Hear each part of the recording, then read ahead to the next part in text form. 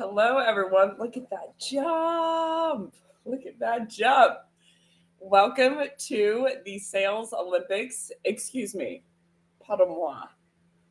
Bienvenue à les Jeux Olympiques, jour 11. Je m'appelle Rebecca et je suis votre hope aujourd'hui. Today we have a wonderful topic. How is everyone's weekend out there?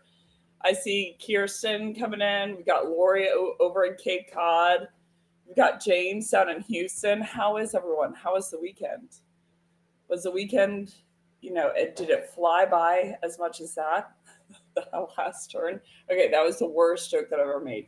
Okay, so the topic for today is going to be a long one. So I'm just going to read it to you if you don't mind. It's probably going to be one of the most technical sessions that we have.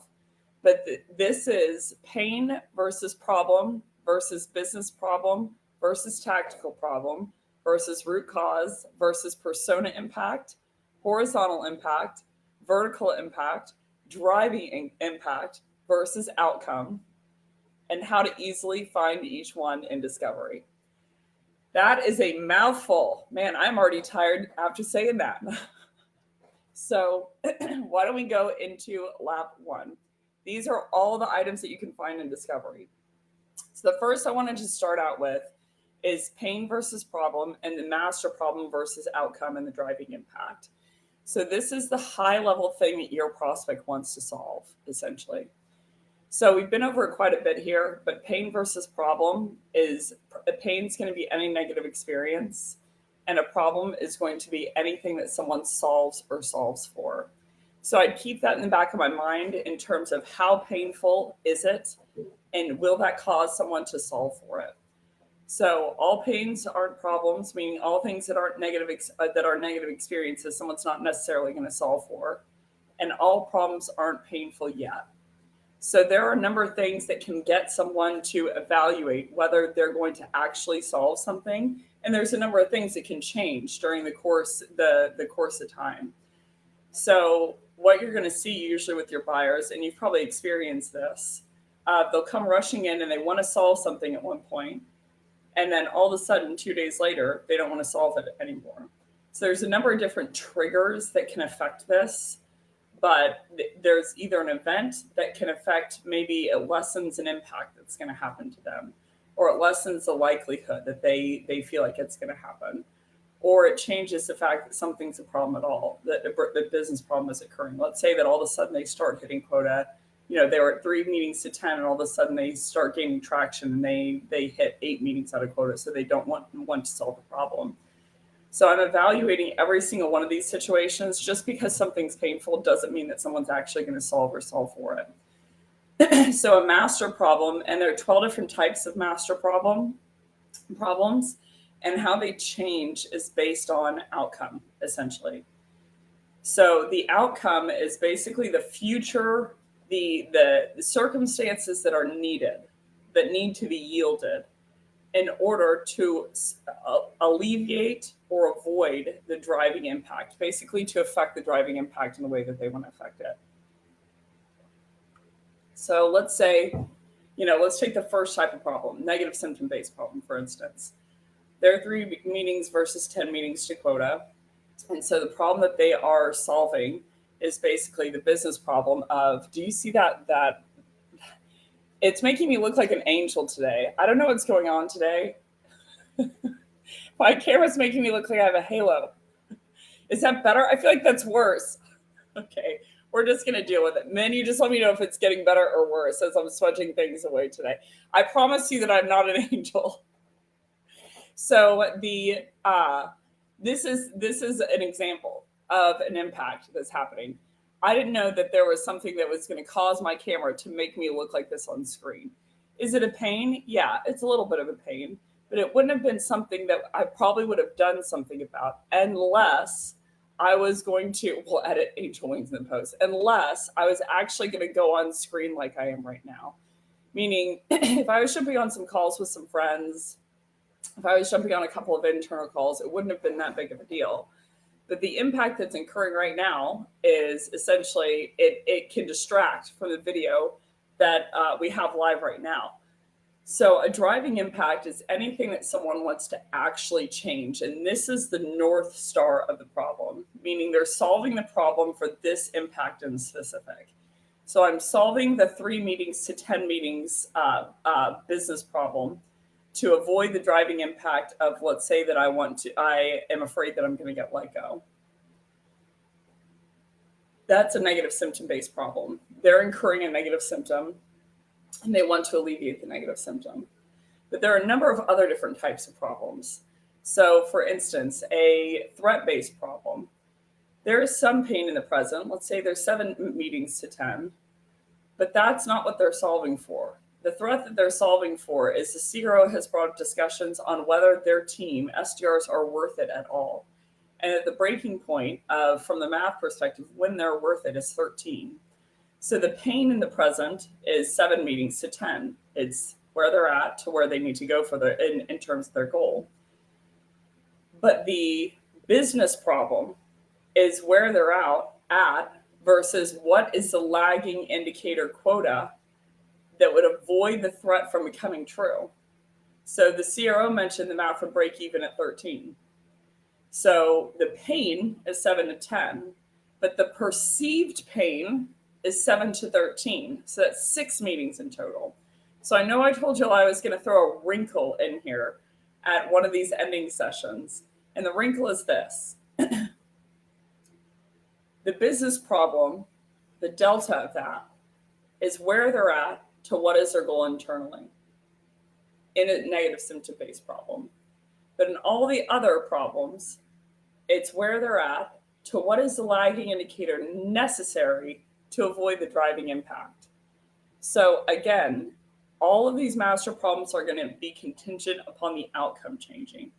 So you have a threat-based problem. They're trying to avoid a threat. A lateral-based problem. They solved a problem with the first solution, but it created a lateral one. A prescription-based problem.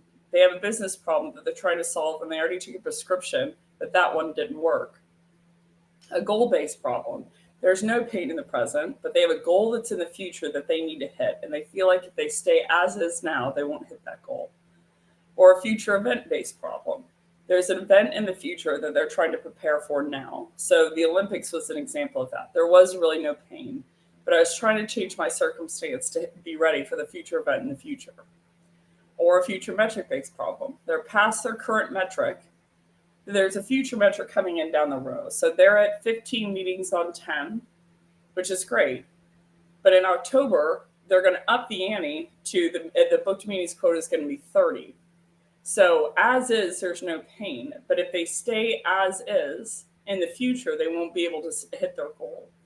So the driving impact, the summary is, that's what they're trying to avoid by solving the master problem. The master problem is yielding the outcome and avoiding the driving impact. The outcome is what they need to see to be true to actually achieve or avoid the driving impact. Don't know if that was clear. That was my best stab within 400 seconds. If you want to learn more about the 12 problems, and again, the master problems they're going to shift based on the outcome that the prospect wants to see. So there's 12 types. There's negative symptom-based problem, threat-based problem, prescription-based problem, lateral-based problem, sign-based problem, goal-based, future event-based, future metric-based, opportunity, amelioration, and positive symptom-based problem. And so each one of those you're going from negative to positive problems, and what's changing is the outcome they're trying to see. Now, when they come inbound, it's very likely that a negative symptom-based problem. However, the punchline of all of that is that the outcome is the thing that they need to see. In a negative symptom-based problem, it's that they need to alleviate the negative symptom. In a threat-based problem, it's that they need to avoid the threat. In a future metric-based problem, it's that they need to hit the future metric. You get the math, so on and so forth. But in each one of these cases, they're always tied to, they need to solve the business problem because they need to avoid the driving impact. So the driving impact is always the North Star, that even if you solve everything else and the driving impact still becomes true, they're not going to be happy. They're not going to consider it solved. So that's always going to be the North Star. So I'll give you a small example, and we're going to go into lap 2. I had a lag on my computer. I know that I mentioned that in one of the earlier episodes. And so I go in and I buy a completely new computer. This is when I was back in Texas. So I went and bought a completely new computer, went into Apple, and I was like, I want the best computer that you've got, biggest RAM, biggest everything. And then I tried to go and buy an extender. Guy stopped me from doing that and basically helped me with the mesh units. So I'm like, everything, I'll answer your question in just a second, Ian. Everything is set. I've got the mesh with an Ethernet cable into my computer. My computer is brand new. Everything's going to be set because I wanted to avoid the driving impact that if my Zoom Zoom was lagging, I had a brand new enterprise client that I was starting with that week. And this new client, I knew the decision maker for quite a few years. Very much respect her. I'm a huge nerd of her career. So this was a big deal. I wanted to be on point, which was amazing. So I solved the business problem. There was no lag on the Zoom, so everything's great, right? It was great until I got on the Zoom and I realized I tried to share my screen. And the first time you're using a new computer, Zoom essentially wants you to shut down the Zoom link to be able to change some settings to be able to share your screen. So you can imagine during training, I share my screen all the time. So at this point, I have beautiful internet connection, nothing's smudgy, everything's great, except for I had to ask upwards of 150 people to log off the Zoom link. I'm like, I'm so sorry, y'all, I can't share my screen. Can everybody log off and everybody log back on in 30 seconds? So point being, business problem was solved, but the driving impact for me still became true.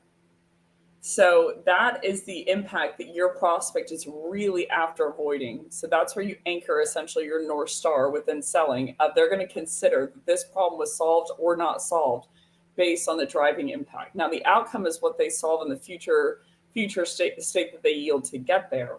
But the point of doing all of that change is for that driving impact. Apple, just kidding. Okay, let's go into lap 2.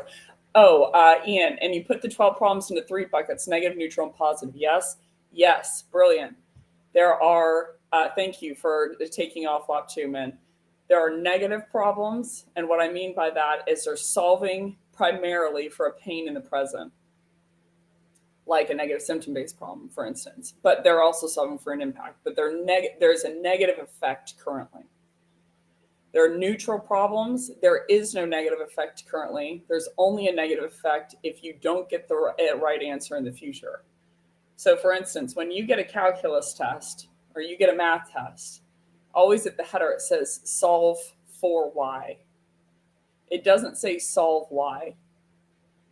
So these are solve for problems. And essentially what they are is, I'll give you an example. If I have a brand new leader, and these are all real examples, by the way. I had a brand new leader that I was working with, and they had an annual quota that was put in at the end of the year. So it was like January, February, very early. He was like, based on my experience and from what I'm seeing so far, I think that we're going to land at, let's say it was 1,000 meetings. I think we're going to land at about 600 if we don't do anything about it right now. So he was buying training services, buying different software to hit a goal in the future. The only pain in the present really in these cases are fear, right? But neutral problems are there isn't really any pain in the future. There isn't any really pain in the present. There's only pain in the future and impact in the future if they don't solve the problem correctly. So the moment of when they evaluate of whether they got the problem correctly or not, whether they solved it correctly is in the future. And then a positive problem is the opposite of a negative problem. So in a negative symptom-based problem, I'm basically trying to solve to alleviate and stop evergreen the negative symptom from occurring. A positive symptom-based problem is essentially I am trying to elongate or extend the positive symptom to continue. So I had an example of I had a rep who came in and they were at around 200% of quota. And I'm like, so why, and he had hired me on my Becc and call line. Like it's somewhat pricey, right, for one-on-one coaching.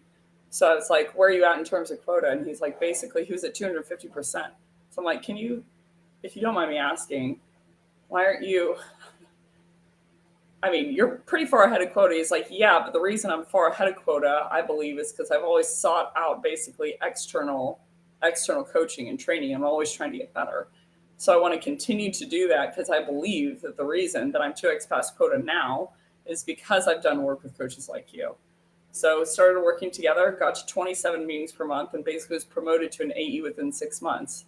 So the point of that story is that sometimes people are solving the opposite, meaning there is no negative symptom. They're trying to extend a positive symptom. Not many. I've only had 2 or 3 cases of that, but not many. An opportunity-based problem is the opposite of a threat-based problem. Threat-based, you're trying to avoid a threat. Opportunity, you're trying to yield a positive opportunity from being to be correct. But they're always anchored around the person's lagging indicator, and there's always one type of outcome that basically they're trying to do to like yield a positive or negative an impact from like becoming true or not true. So the most likely are usually going to be negative problems or neutral problems, but all of those problems that are in there are basically linked to an outcome. Okay, I'm getting yelled at by everyone on the back end. So we need to go into lap 2. Min's a bully. I like how he texted me. Min, go in the chat like a real bully. Outs yourself.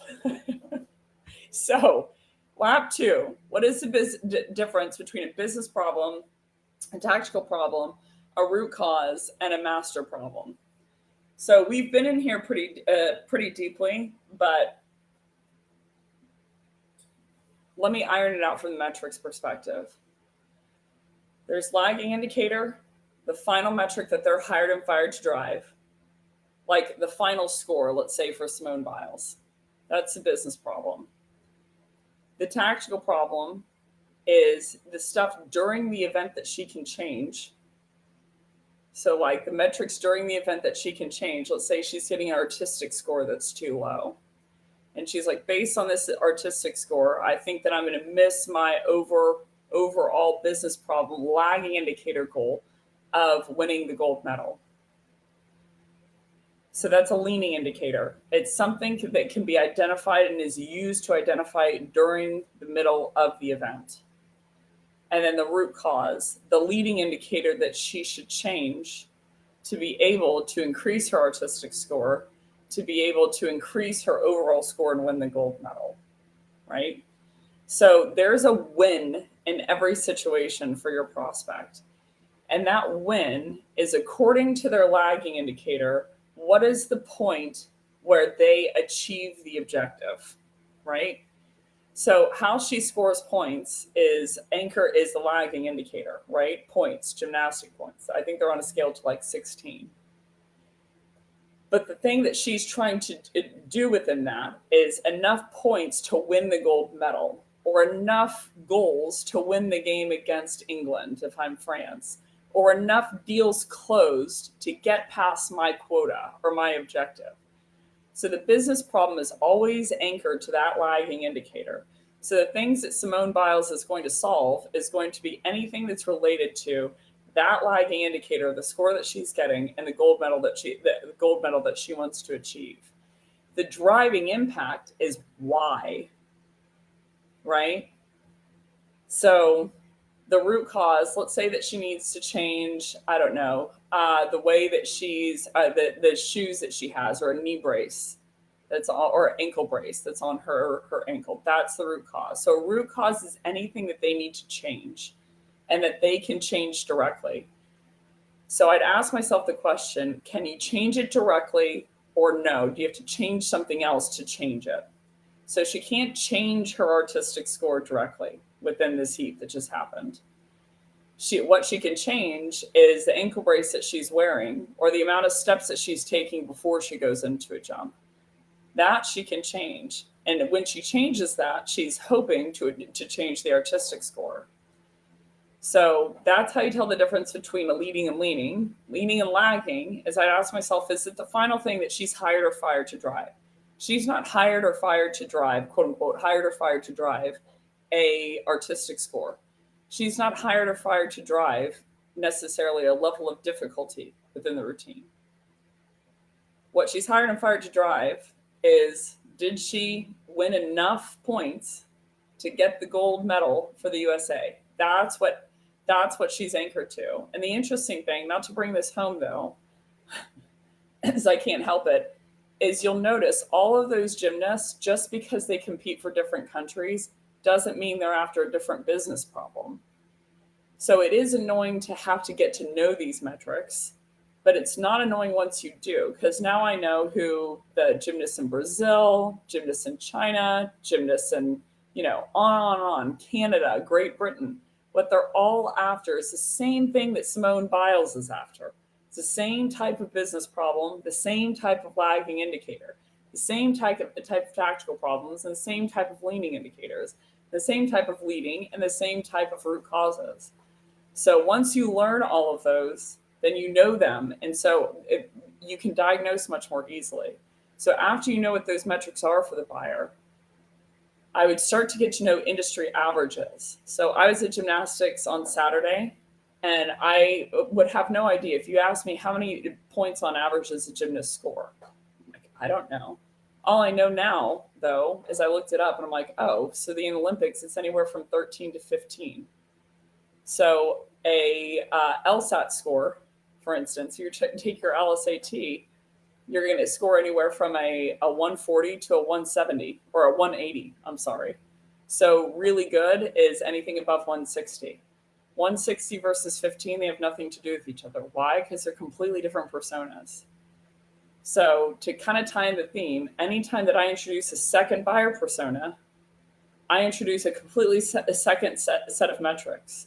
So instead of, comparing or thinking about gymnasts at this point, if I don't give some kind of head nod to that and completely change my diagnosis path, it's like I'm asking all of the fencing questions about fencing metrics to a gymnast, right? So the first thing you need to know when you go into discovery, before you even get into the room, is what are these for this person in this sport? All of them are trying to win.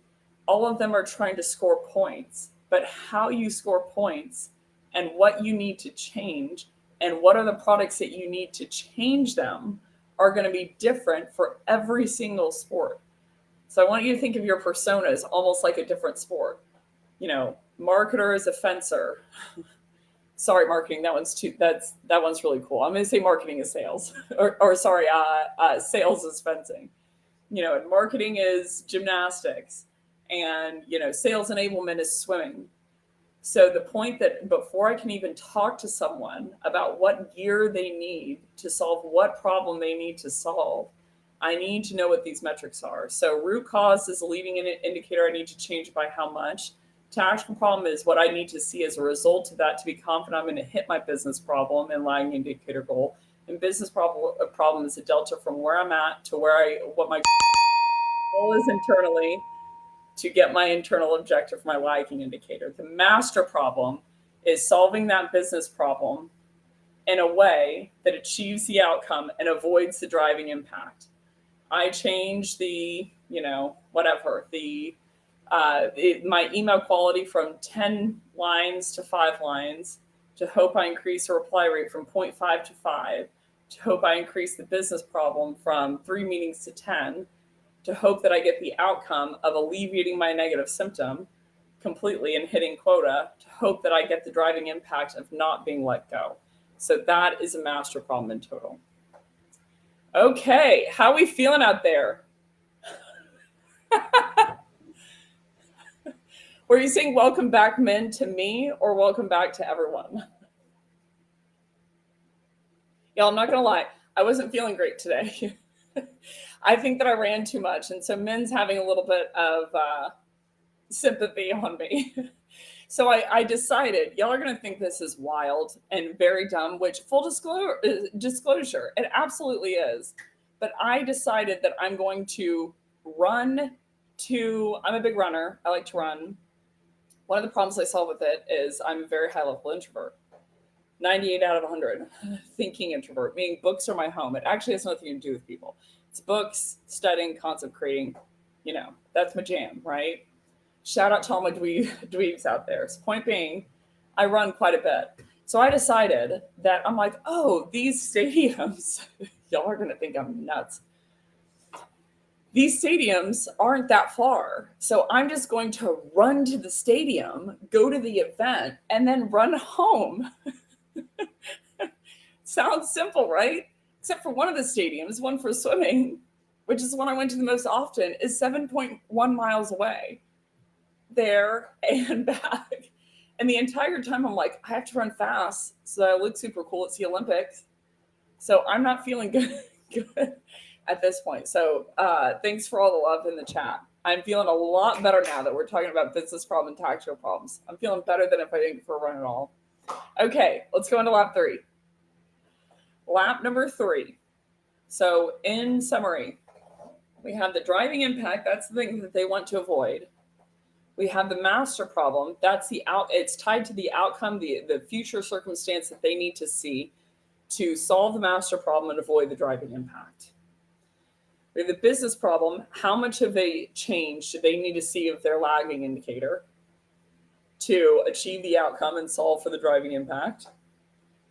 The tactical problem. How much of a leading indicator change do we need to see to believe that we're going to solve the business problem?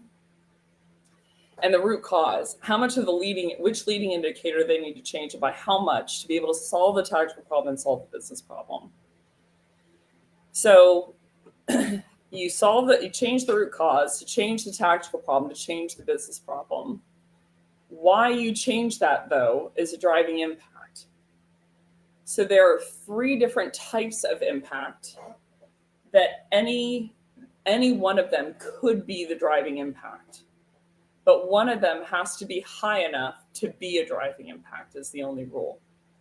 So the persona impact is what happens to me within my personal role or within my personal life if my business problem still remains to be true.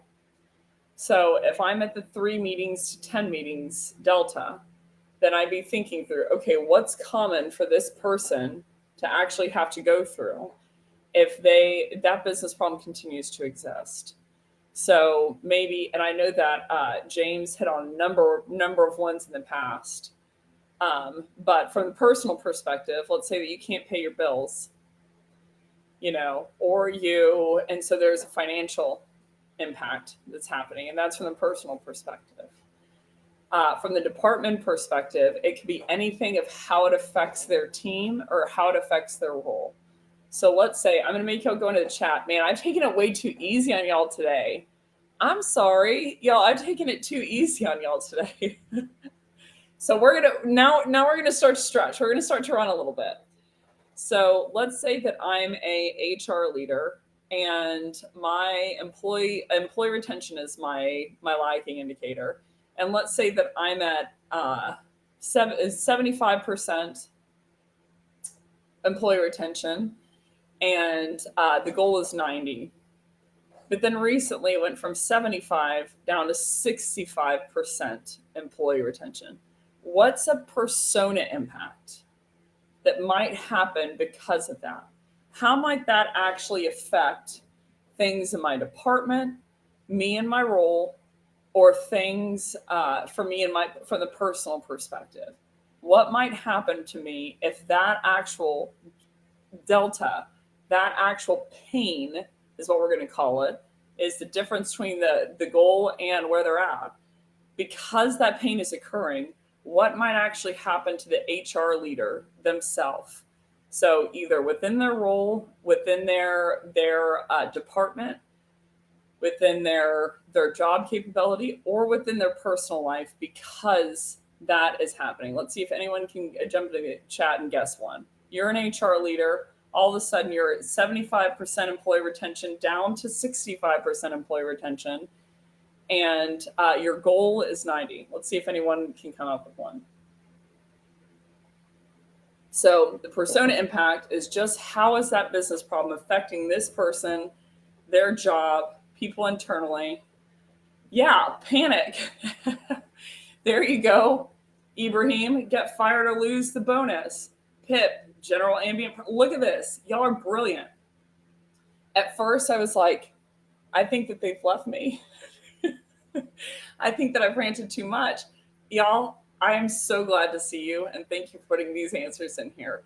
So HR puts themselves on a PIP, work overload. Some of the people on the HR team start to churn because they're like, we don't have enough headcount on our team to fill these roles. Because so many people churn, now we got to backfill double the roles that we had. General ambient pressure. I mean, that is a huge one of like, you can't even walk to the water cooler because the sales leader's there and you owe them 10 sellers, or the product leader is there and they're 2 products to 25 because they don't have enough developers. So there's the emotional strain. So, or you lose your bonus. So these are all persona impacts that could happen to the HR leader. So this is something within their department or something within their personal life. They can't pay their bills. Let's say that they're put on some kind of performance plan. A lot of people are marketing, or you might not get a promotion, or the appraisal of your house. There's the personal ones. The horizontal ones is, how does it start to affect the other team's horizontal to me? So because I can't place candidates and because I'm not retaining people on these teams, I'm only at 65% of employee retention, and I've only filled 3 out of the 30 roles that I need to fill as an HR leader. How would that affect all of the other teams around me? Not my team as the HR team, but who would that affect and how would that affect them? If I can't retain employees, it's only 65% to a 90 total. And I can't fill the open job recs. I've only filled 3 and I need to fill 30, for instance. So how would that affect all of the teams around me? So the first question that I would be asking in this instance is, if I sell into HR leaders and we help change something that helps not enough human resources to fill a current contractual options, so not enough engineers to complete a critical scope of work for the key customer. Totally. So all of a sudden, product can't build out products, or they have bugs. So they release a product with a bug because they didn't have enough developers. Sound familiar? And they're starting to see customer churn because of the products. So the customer success leader is seeing an increase of churn of, they were at 90% customer renewal, and now they're at 70% because of all the bugs in the product currently. So I'm going to hit the dinger. I'm going to keep going for about 20 seconds here, though. Customer success team, all of a sudden their customer renewal churns. All of a sudden the CRO is, bringing in some heat because their revenue is tanking because they're not renewing customers and they're not doing upsell and cross-sell, because that's based on, did you actually solve the problem? And these products have too many bugs and not enough products. Competitors are coming out with better products and more products, so people are starting to switch. The sales team is missing their quota because of that. The SDR team can't book initial meetings because of that. So on and on and on. Maybe some of the marketers, they can't fill some of the marketing headcount on the marketing team.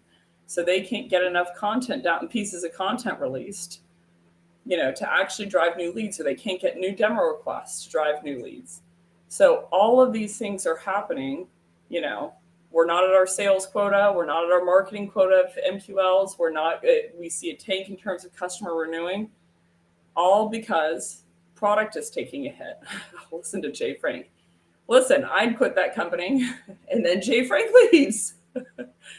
So all because of a product issue, all because of a human resources business problem. So one business problem can cause a lot of horizontal impact. Vertical impact is how does that affect their leaders?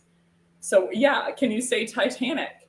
Like all of a sudden, that's what I'm hoping that you can realize for your clients, because they won't see this coming.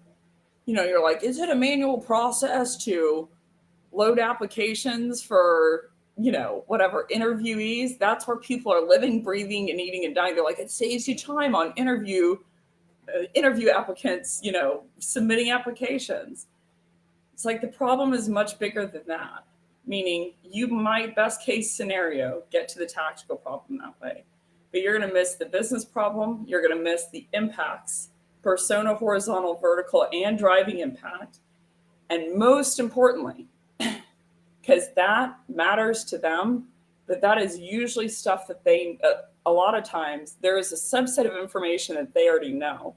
But the most important of this entire process is when I diagnose why they want to solve the business problem. They're like, I want to solve this business problem because I'm seeing some internal churn of my HR team and we're working long hours. Then I'm going to think through, because I'm quote unquote the expert. I'm like, okay, I get that it's affecting their internal team, but I bet it's affecting other people too. Like, if you don't mind me asking, what roles are you placing for? Well, we're placing 10, 15 people on the product team, developers in specific, 5 people on the sales team, you know, 5 or 10 back end engineers on the product team, and 3 marketers. And you're like, interesting. So the majority are going to the product team. So you're like, how many features were they supposed to release this year? How many features have they released this year? And they're like, I don't know. I think like 3, but they were supposed to launch blank, blank, and blank, but they didn't get to it. And usually people throw other departments into the bus. So I have just found a whomper of a horizontal impact. So I'm like, they're at 3 products and they're supposed to be at 25. And I'm like, Brendan, that's because of your business problem. I get that it's making the HR people work overtime, but where they're going to get canned is because of that horizontal impact. And all of a sudden, sales can't sell because there's too many bugs in the product. There's too many negative reviews online, that people are seeing those ahead of time. So they're going to competitors. People are churning. So they're like, I'm going to go to their competitor because there's too many bugs and there's not enough of a roadmap. All because of the product team, all because of the HR business problem. So once I size up for them which one of these they have, the most important piece, the only place that I add value, is which ones can I find that they didn't know about. So when I see it bucketed, I get that this session is technical, and it's dweeby for sure. Thanks for sticking on with me, even with the angel wings. I promise you, it is the pun is not relevant in my case scenario that I'm an angel. But point being, I know that this is technical, but when you start to think of it in this manner, then you start to open up a bunch of buckets of things that you could ask that maybe you weren't planning on asking before, right? So what is the persona impact that will happen to your persona if they don't change the root cause that you help them change with? What are the horizontal teams that would be affected by that? What are the vertical teams that would be affected by that? What are they metriced on? So when I'm going into discovery, I know some of the questions that I can ask to find an unknown. So I would think through that list of problems. If you go to flipthescript.com and click on written, there's a section, a written asset with all the different 12 types of problems. I would think through, what is negative symptom-based problem? That one's easy. But what's a threat-based opportunity that would happen to them? What's a goal-based problem? What's a future metric-based problem? What's a future event-based problem? What's a sign-based problem for them? And so when you start to come up with that sheet, all of a sudden you're after finding more things than you weren't after finding before. So it makes the conversation, even more sweet of like, okay, I'm going to find 4 or 5 things that they didn't know. So they really found value from this, whether they bought or not. Okay, let's go into the last lap and then we're going to close out. Y'all, on Saturday, we changed the time, and I mean this. When Ian, Jay Frank, Federico, Kirsten, I missed y'all. James, I was like, where are they? I was like, did I mess up? So I'm really glad that y'all are tuning in. You've made this, I mean it, really, really fun. Okay, so let's go into last lap, how to easily find each one in Disco. So I'd break down for my persona. If you're listening to this right now, this is what I would do, the steps that I would take. Tonight, I would take my buyer persona and I list them in a sheet. And I start to Google, what are the lagging, leaning, and leading indicators? So if I'm going to do one that I haven't done before. So facilities director KPIs. And it's literally this easy. So maintenance cost per square foot, employee user satisfaction score, temperature within the building, work order resolution times, gross facility management cost per meter or square foot, planned maintenance versus reactive maintenance, number of employee complaints. So I would guess that temperature in the building, employee user satisfaction score are probably going to be the gross facility management costs. Those are probably going to be the lagging ones, right? But the second piece of this is I would find out what are all the averages for this. So keep in mind, brand new buyer persona for me. So I would say, what is the average planned maintenance versus reactive maintenance? So 60% of their time, most facilities programs spend 60% of their time on reactive maintenance and 40% on proactive. So that's the second step. Find out what are the averages for these. So then if I come in here and I rush and I ask the question and I say like, hey, how much is reactive versus proactive? And they're like 60 is proactive. I'm like, whoa, that's really high. They're probably in really good shape. Versus if they say, what's the difference? I'm like, uh-oh, we probably got a problem. So if I say how many vegetables do you eat per day, and they're like 8, 7, 6 of them are green leafy, one of them is blah blah, and I'm like, okay, I don't know anything about vegetables, but I'm sure that that's good. If you ask me and you're like, how many vegetables did you eat yesterday? I'm like, what's vegetable? Does fruit and veggie, do Skittles count? Then you're like, uh-oh, we're probably in trouble in terms of diet. So I would ask, these types of questions. So if they say like, oh, okay, well, I'm 50% proactive, I'm like, they're pretty good. If they say I'm only 20% proactive, I'm like, that's probably going to cause a problem, right? So for business problem, tactical problem, and root cause, you need to Google those metrics, what they are, Google the averages, and then Google basically, man, Google is like getting a lot of hits. Google, at what point do they cause a problem? So I'd imagine normal is 40 versus 60, 40 is proactive. I'd imagine anything less than 20, and they're probably going to have a problem.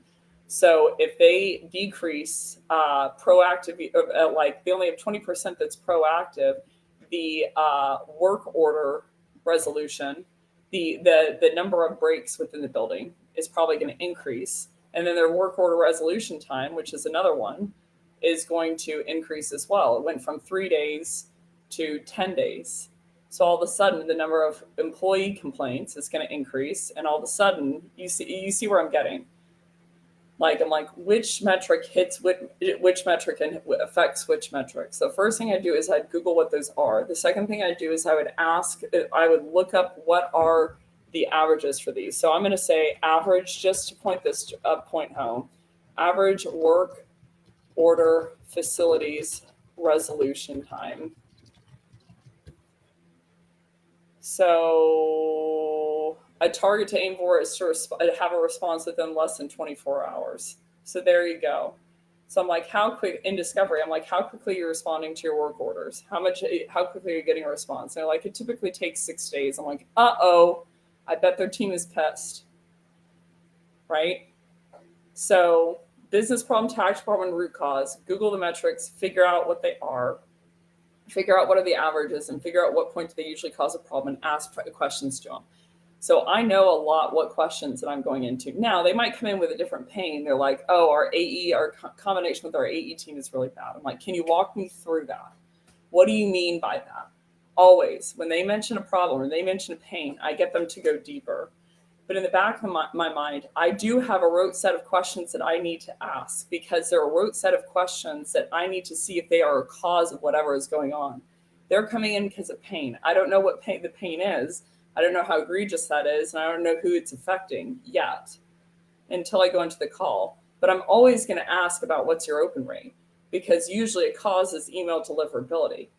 So I have those questions at backhand because I'm like, I'm going to see if this is or isn't a problem. Typically speaking, whatever that pain is, I bet one of them within prospect, I bet one of them is their open rate and deliverability. So I'm typically going to ask that one in the back end. To find all of the impacts, the questions that you have to ask and how you find them within discovery is just list out. So the first step is go find their metrics. The second step is to go find their averages. Third step is in discovery, you ask questions to all of them. And then, yes, tactical problem and root cause questions. I do have those mapped out because I'm like, that I have a typical candidates within of what's causing it, right? I might not know the impact for them or the business problem set for them until I go in. But I know a good list of what's likely causing it if it's within prospecting. And that's what expertise is. So the persona impacts, horizontal impacts, and vertical impacts. I'd make a list of who does this affect, how does it affect them, and how does it affect their lagging indicator? And then I'm asking questions towards those in discovery to highlight all the impacts. Okay, I ran out on time here. So basically that list is how to find them within discovery for business problem, tactical problem, and root cause. Just Google what their leading, leaning, and lagging indicators are. Look up what all of the averages are. So for instance, we have now 10 facility director KPIs, and we already know 2 of them. We know the average response rate is in less than 24 hours, and we know that 40% proactive maintenance is good versus reactive maintenance. So my challenge is to you, that took us, 30 seconds? So find those out to find the tactical problem, business problem, and root cause. But when I'm making that list of questions of like, oh, I need to ask about their proactive versus reactive maintenance costs. Now, when they come in, they're like, I'm here. I'm like, if you don't mind me asking, can you tell me a little bit about your facilities department today? Like, yeah, well, it's BS because who knows where they're going to lead. A lot of times they're going to lead on the solution they need. We need this, or a root cause that they think is self-diagnosed. So I go there with them when they say something like that. I double down there with them. But then I very, very likely, I have not left a call yet without finding out what those open rates are and what those reply rates are and what does that email actually look like and what time of day are they sending them.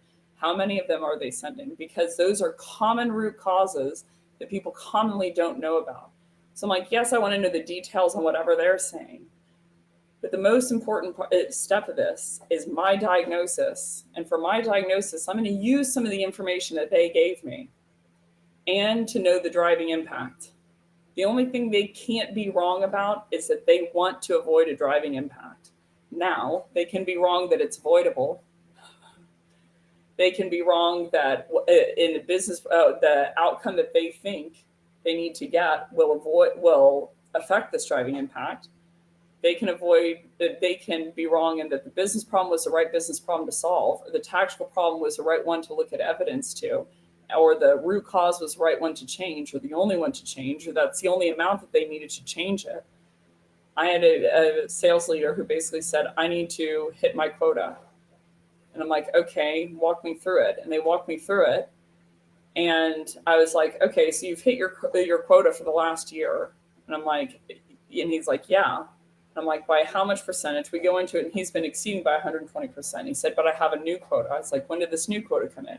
It's like, well, it came in about a month ago. And I said, okay, so why do you want to hit this new quota? You seem really up to, and this is a new quota when you nailed out your last one just fine. He said, well, I think if I hit this new one, that they're going to make me the leader of the team. I said, let me ask you a question. Have you hired on this team yet? And he said, yeah, we've hired 3 other people. I said, when do they start? He said, they start in 2 weeks. I'm like, when are they going to evaluate if you're going to get this leadership position or not? He said, end of the quarter. It was week 1. So I'm like, these 3 employees are starting, 2 or 3 employees are starting in 2 weeks. So if they were thinking about making you their leader, they already would have done it. You're not going to find out for another 3 months whether you're going to hit this quota. I asked him the question. I said, did they promise it to you the first time with the first quota? He said, yes, they did. I'm like, we can solve to hit this business problem. We can solve to hit this quota. But here's my honest advice. Here's my honest take. Even if you do, I don't think they're going to make you the leader. They said they were going to, and they didn't the first time. Plus, you have people who are onboarding who, if you're going to be their leader, it needs to be from the beginning, right? I don't buy that you hit 20% more of quota and that they're all of a sudden going to do something they already said that they would do because of a 20% more increase. I think they're bringing in someone from the outside.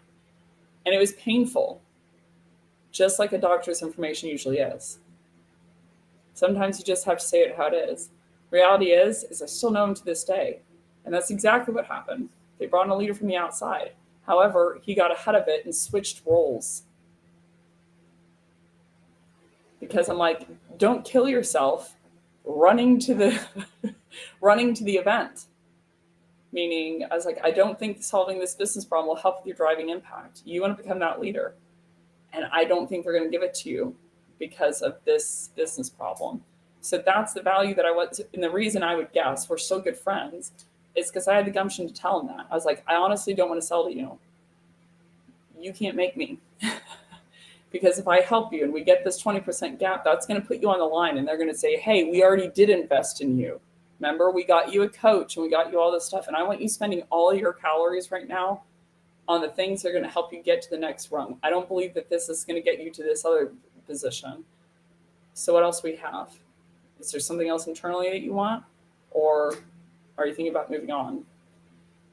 So he's still happy in this other role. But the point of it is this. You have to be after finding the information they didn't know. He believed that if he hit that thing, that they would make him a leader. I was like, I'm looking at the math from an outsider perspective with no emotion. I'm like, I don't believe so. And they, like, as soon as he made that transition, it was like 2 weeks later, he had the conversation that day, made the transition 2 weeks later. By that time, they already had a sales leader in seat. Which I'm like, see? I'm like, they were bringing in a sales leader before you even had the chance to hit this quota, right? So that's expertise that you can add to people. The only difference, and I mean this, and then we're going to close out. I am not special. I'm not.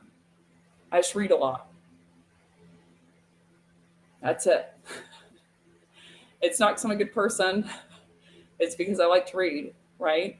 It's the difference between you being able to help someone and not help someone, where you're really going to, the rubber's going to meet the road, is how much research and digging and, off hours time do you put into finding out these data, statistics, and facts so you can give them the most informed opinion possible. It's not about whether you're smart. Half of it, part of it is. The other half is, are you educated? So that you're giving them the most educated guess. That's what a hypothesis is. The definition view is an educated guess. So I'm like, are you educating yourself? Are you putting in that time to make sure that your advice, your opinion, it doesn't hurt them? It actually helps them, counteract something that they were going to run into. That is everything. Man, we went an hour. Thank you, Kirsten. Kirsten said I'm special. Kirsten, I'm going to take that. I was thinking about that when I was running the other day. I was like, Kirsten said she liked me. It's really nice. Okay, that is everything. Thank you for coming to the longest titled episode ever. Pain, problem, business problem, tax problem, root cause, persona impact, horizontal impact, vertical impact, driving impact, outcome, and how to find all of them easily within Disco. Tomorrow is a spicy topic. We're going to start heating up here near the back end. So in my opinion, episode 7 and day 7 and 8 on status quo and indecision were the big whompers so far. We're going to go back in the tank and we're going to heat it up. So how to create new urgency and new buyer intent out of thin air. And why people who say that you can't create urgency are insane. You can. You absolutely can. You just got to find something that they don't know. So we're going to go into that topic tomorrow. Thank you so much for today. Jay Frank, it was great to see you. Kirsten, great to see you. Federico, it still says LinkedIn user, but it's great to see you. Federico, I thought about you. It's how the French say Mexico is Mexique. Mexique. So I thought that was interesting. Justin, good to see you. I'll see you all tomorrow. And as per usual, you know how I'm going to sign off. I'm going to say à demain, à bientôt, merci pour tout, et au revoir. I'll see you tomorrow. Thanks for coming today.